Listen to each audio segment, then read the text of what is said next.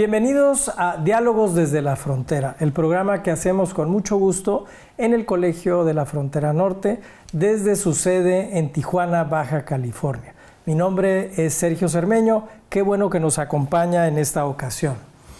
El Colegio de la Frontera Norte, desde su fundación en 1982, se ha caracterizado por, entre otras cosas, hacer uso de la producción audiovisual como herramienta de divulgación de su quehacer académico.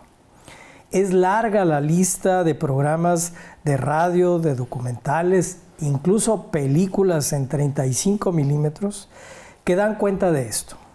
Y de eso vamos a hablar el día de hoy. El título de nuestro programa lleva el nombre de uno de los proyectos radiofónicos de aquellos tiempos. Se llama Todos en la Línea y es un acercamiento a la producción audiovisual del Colegio de la Frontera Norte.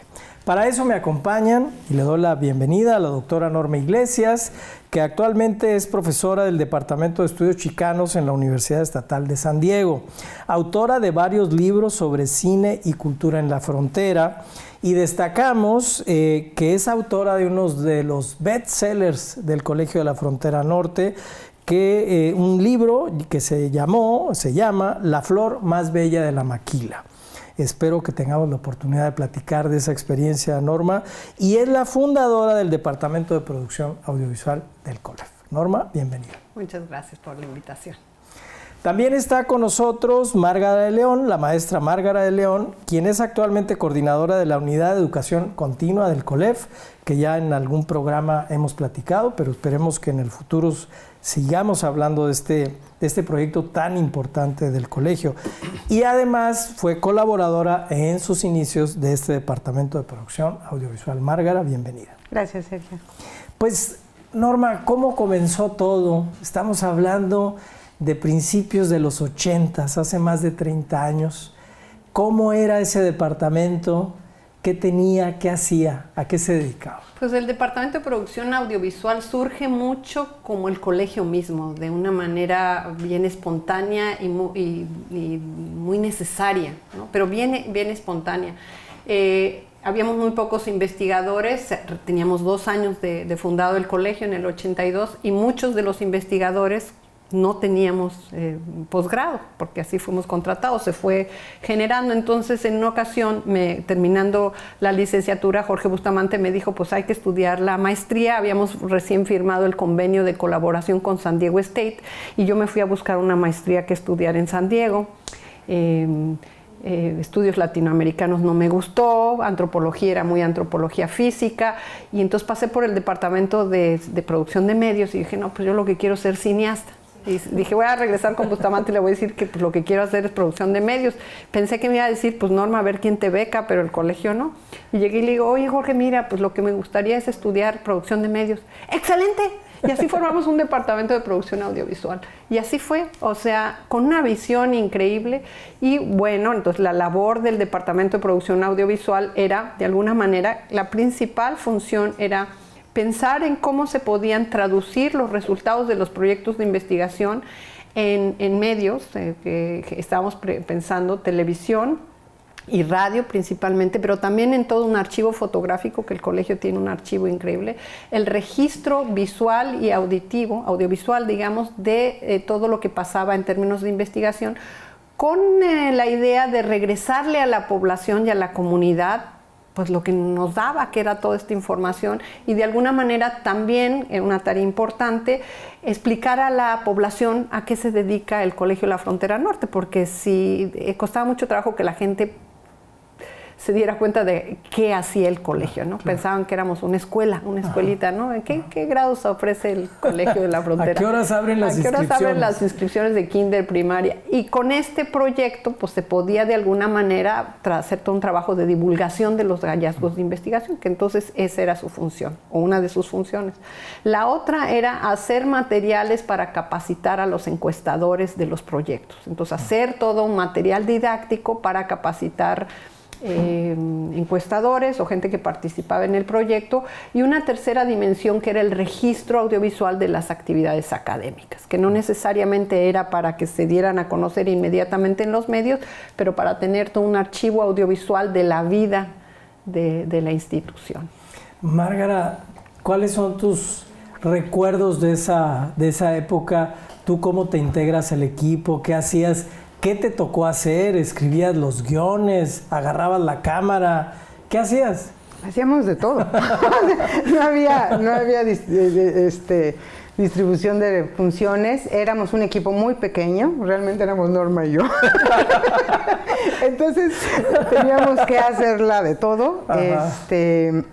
Yo llegué a Tijuana y me incorporé a estudiar la licenciatura en comunicación, y mientras estudiaba la licenciatura en comunicación, Norma me invitó a involucrarme en el proyecto. Entonces realmente iniciamos con algo muy, muy pequeñito. Teníamos dos videocámaras VHS, teníamos dos reproductoras de VHS, micrófonos de estos de la antigüita que no pueden desaparecer de ninguna forma, y era todo. Realmente unas grabadoras de audio y párale de contar. Era todo lo que teníamos, y poquito a poquito, y lo que mencionaba Norma creo que es muy importante, la visión que tuvo Bustamante, el compromiso social que tenía en términos de darle valor a la divulgación, de darle valor a la difusión, además de que hacíamos todo este trabajo de divulgación, también era recuperar un poco las características, la cultura de la región. Claro. Y hacerla visible, ¿no? De alguna manera a través de los medios. Era impresionante. En esa época tú no podías volar de Tijuana a Monterrey en un vuelo directo. O sea, la comunicación en la frontera era totalmente desde el centro y para el centro. Los contenidos de lo que había en televisión, en radio, pues era desde el centro. Entonces, la importancia de darle voz también a los actores de la región, creo que fue una de las labores del departamento, que fue muy bonita, ¿no? Entonces, por ejemplo, recuerdo uno de los primeros materiales que tuvimos que hacer, se llamó Tensiones Sociales, para un proyecto con el mismo nombre. Entonces había que ilustrar lo que era Tensiones Sociales, y nada más para que te des cuenta cómo producíamos, masticamos un chicle y la cámara tenía un botoncito de negativo. Ajá. Le pusimos el negativo y empezamos a estirar el chicle en un close-up, y se vio padrísimo el efecto especial, y con eso así empezaba todo, Tensiones Sociales, y se rompía el chicle. Correcto. Y yo estaba estudiando, igual que ella, en comunicación en San Diego, y cuando lo presenté a ella me dijeron que estaba estupendo el efecto especial del chicle. Alta tecnología. Y editábamos diciendo 1, 2, 3, la creatividad mexicana en este tipo de cosas, de la que vamos a seguir hablando. En un momento regresamos.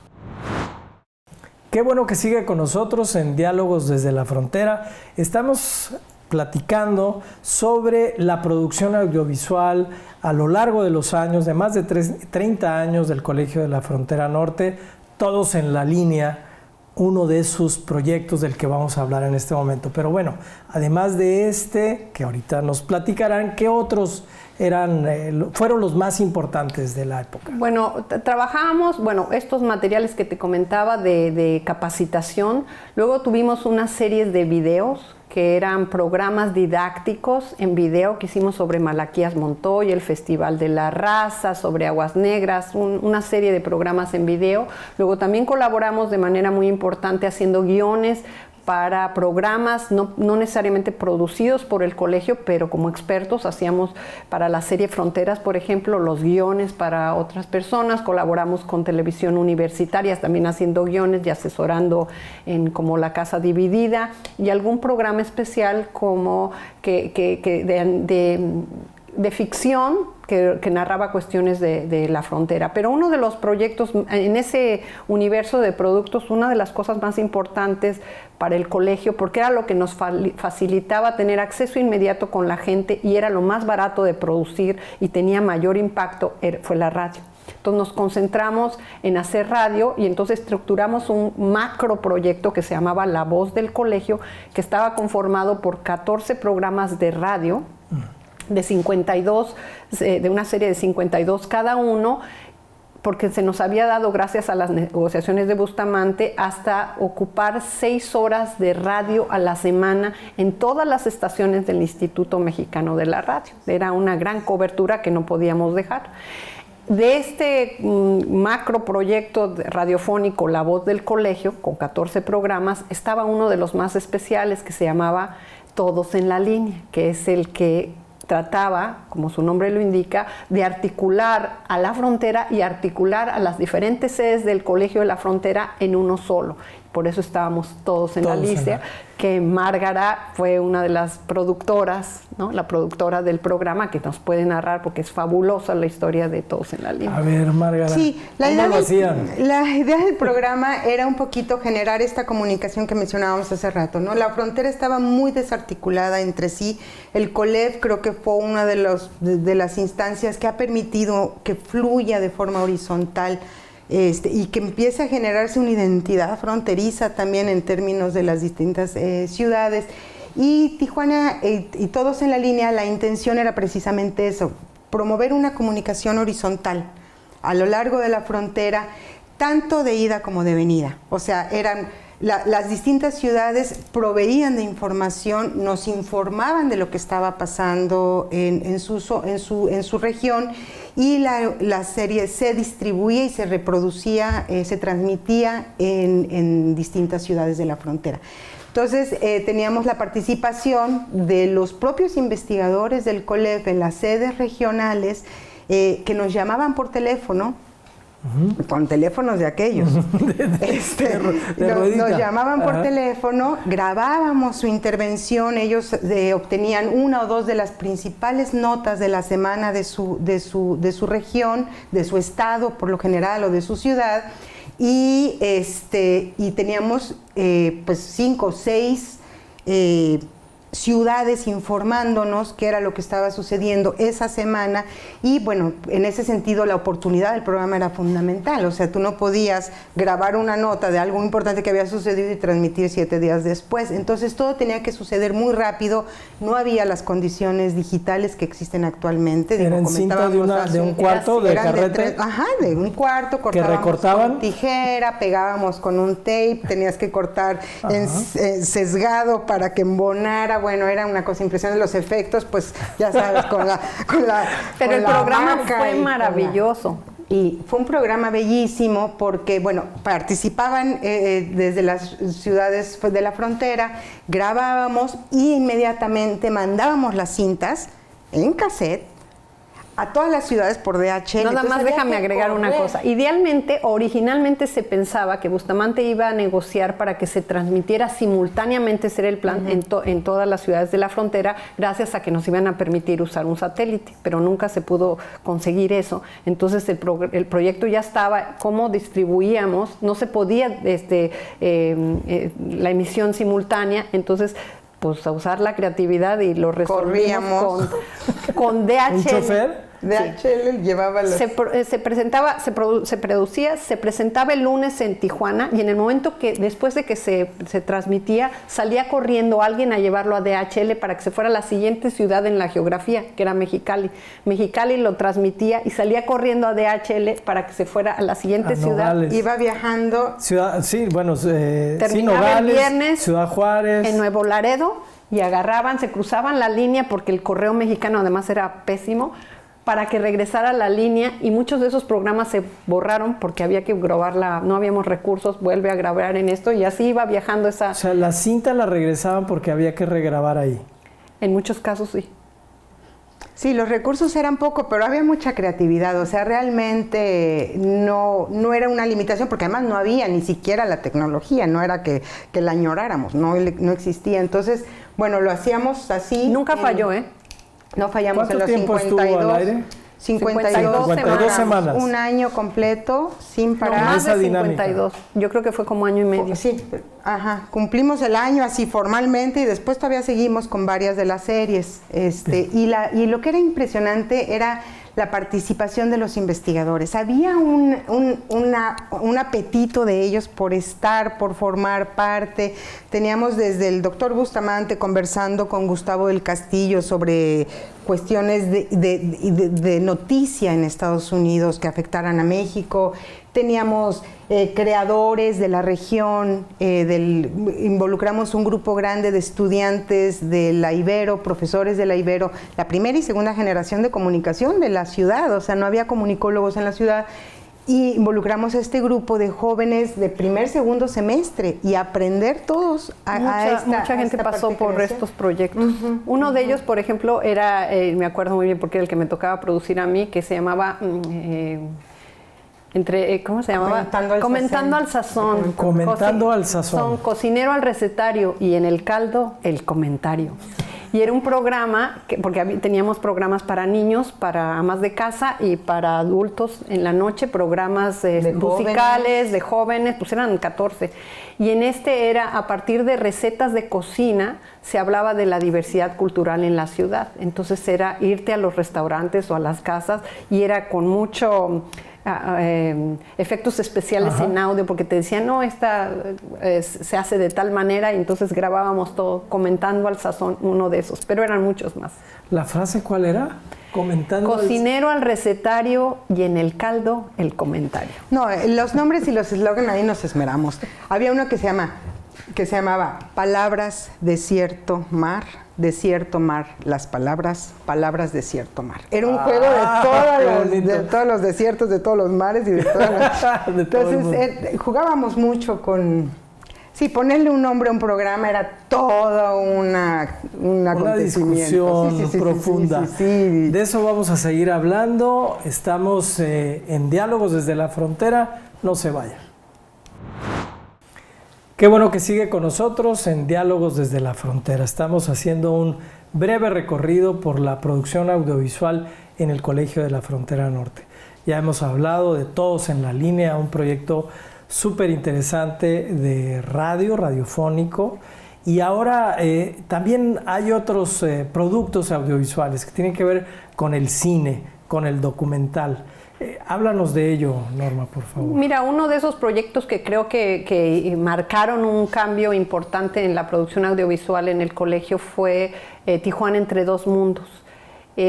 Porque fue un documental ficcionado, entonces había que traer actores y por supuesto ya no lo podíamos hacer Margarita y yo de manera intuitiva, sino que tenía que ser como ya un nivel de profesionalización mayor. Para poderlo hacer, vino en una ocasión Olivier Debrois, que es un curador crítico de arte muy importante, y vino con Álvarez Bravo.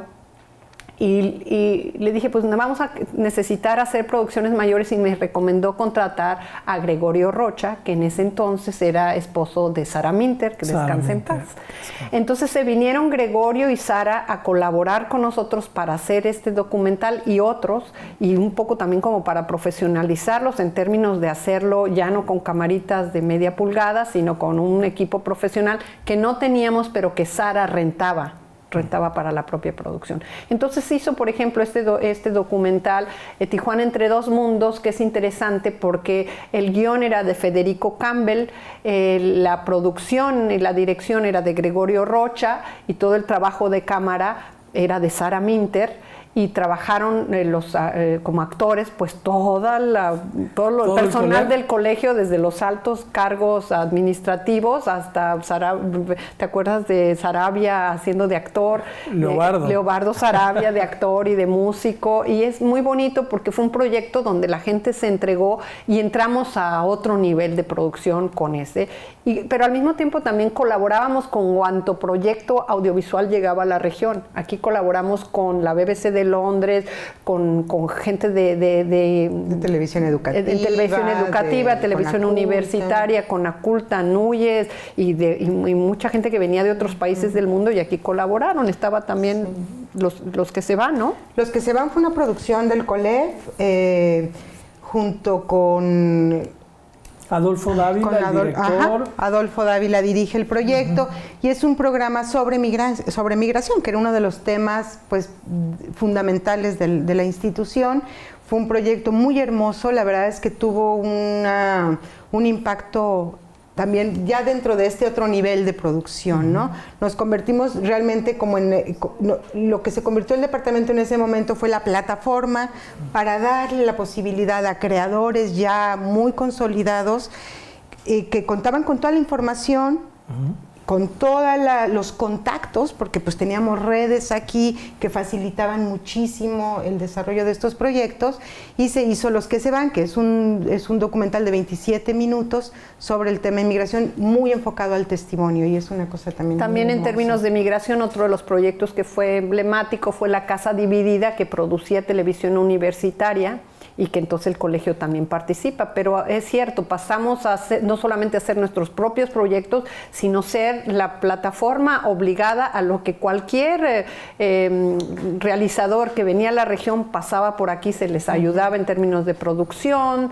en términos de logística y de información. Entonces ahí fue muy importante la información que generaba el colegio. Correcto. Estamos en nuestro último bloque del programa.